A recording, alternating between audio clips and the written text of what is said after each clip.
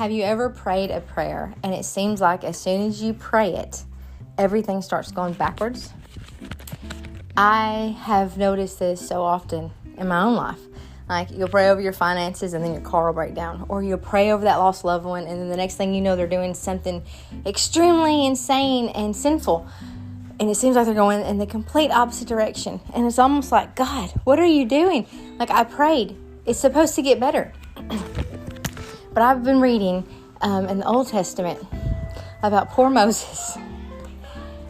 And I wonder if I would have been as diligent as he was.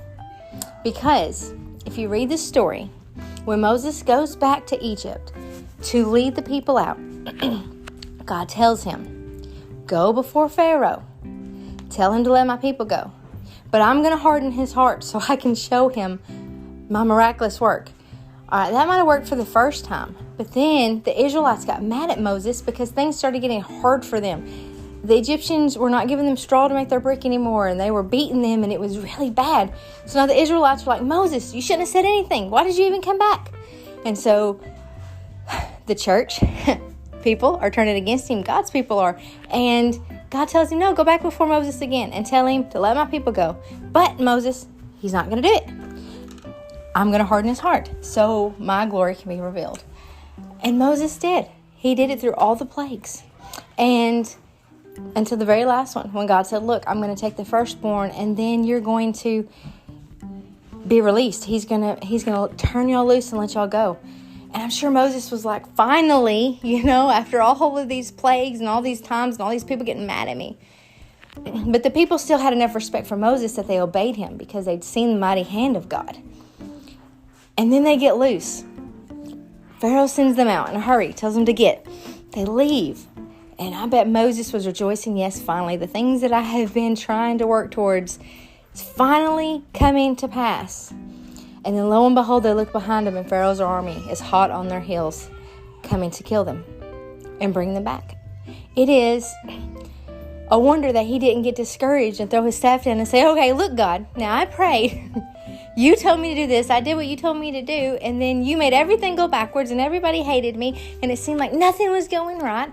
And then finally I get my victory and you lead me to a big old body of water just to make them come after me again. But Moses didn't. He didn't do that at all. It says he prayed and God told him to raise his staff up and the Red Sea parted and they got to see the miraculous. And I believe that God did all that so the Israelites knew they could depend on him.